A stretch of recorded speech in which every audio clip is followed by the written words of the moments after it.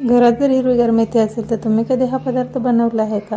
अतिशय आगळा वेगळा व नेहमी बनवता त्यापेक्षाही वेगळ्या चवीचा असा पौष्टिक पदार्थ.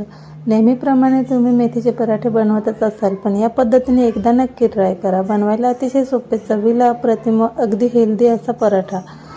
अगदी 2-3 वस्तू वापरून सुद्धा हा पराठा हेल्दी बनतो व लहान मुलांच्या तर खूप आवडीचा होतो. त्याकरिता मेथीस 2-3 पाण्यामध्ये स्वच्छ धुवून घेतले व एका चाळणीमध्ये काढून घेतली. नंतर मिक्सरच्या भांड्यामध्ये भरपूर सारी कोथिंबीर, हिरवी मिरची, 10-15 लसूण, 1 इंच अद्रक व 1 चमचा जिरे घालून घेतले व त्याचे रवाळसर पेस्ट तयार करून घेतली. नंतर स्वच्छ धुवून घेतलेली मेथी निथरून झाल्यानंतर एका चॉपरमध्ये काढून घेतली व अगदी चॉप करून घेतली. जर चॉपर नसेल तर तुम्ही सुरीच्या साहाय्याने सुद्धा बारीक करून घेऊ शकता. बघा, या पद्धतीने आपली मेथी झाली पाहिजे. सर्व मेथी या पद्धतीने करून झाल्यानंतर एका परातीमध्ये काढून घेतले.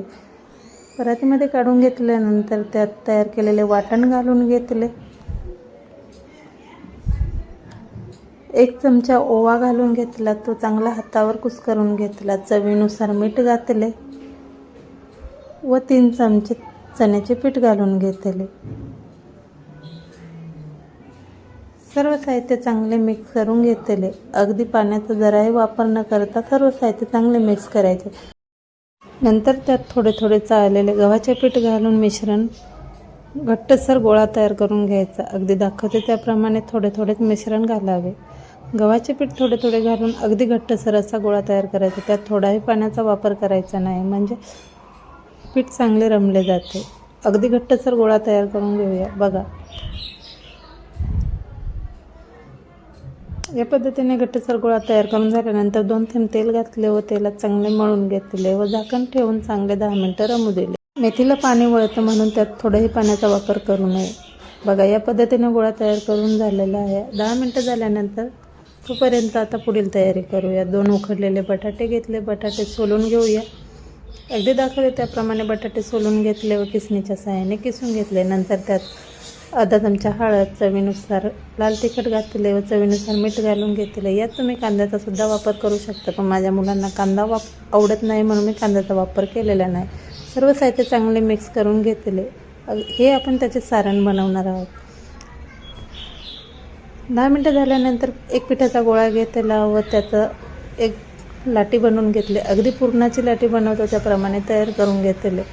त्यात तयार केलेले सारण भरून घेऊया व त्याचं गोळा तयार करून घेऊया. आपण नेहमीप्रमाणे पराठे तर बनवतोच, पण या पद्धतीने एकदा मुलांना नक्की बनवून द्या. मुलं खूप आवडीने खातील व मुलांच्या आवडीचा जर मेथी घरात आणली तर मुलं नेहमीच सांगतील की मम्मी तसा पराठा बनव म्हणून. नंतर गॅसवर तवा ठेवला. तवा गरम झाल्यानंतर त्याला तूप लावून घेतले. तूप किंवा तुम्ही बटरसुद्धा लावू शकता. मी तूप लावून घेतलेले आहे व त्यावर पराठा घालून घेतला. अगदी दोन्ही साईडने खरपूस होईपर्यंत भाजून घेतला. बघा, आपला पराठा किती टम्म व गुबगुबीत झालेला आहे. चवीला अतिशय सुंदर पौष्टिक असा पराठा एकदा नक्की ट्राय करा. एकदा जर मुलांना बनवून दिला तर मुलं नेहमीच बनवून मागतील असा चविष्ट पराठा तयार होतो.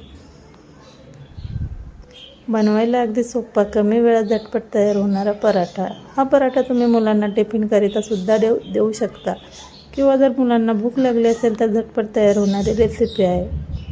याच पद्धतीने सर्व पराठे तयार करून घेतले. हे पराठे तुम्ही दह्यासोबत किंवा लोणच्यासोबत सुद्धा खाऊ शकता, किंवा असे सुद्धा खाऊ शकता. चवीला खूप सुंदर व टेस्टी असा पराठा तयार होतो.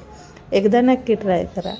असंच नवनवीन व्हिडिओ बघण्याकरिता अजूनपर्यंत चॅनलला सबस्क्राईब केले नसेल तर सबस्क्राईब करा, लाईक करा, शेअर करा व अगदी मौसूद पराठा असा ट्राय करा. आजच्या पुरतं एवढंच. पुन्हा भेटू नवीन व्हिडिओमध्ये.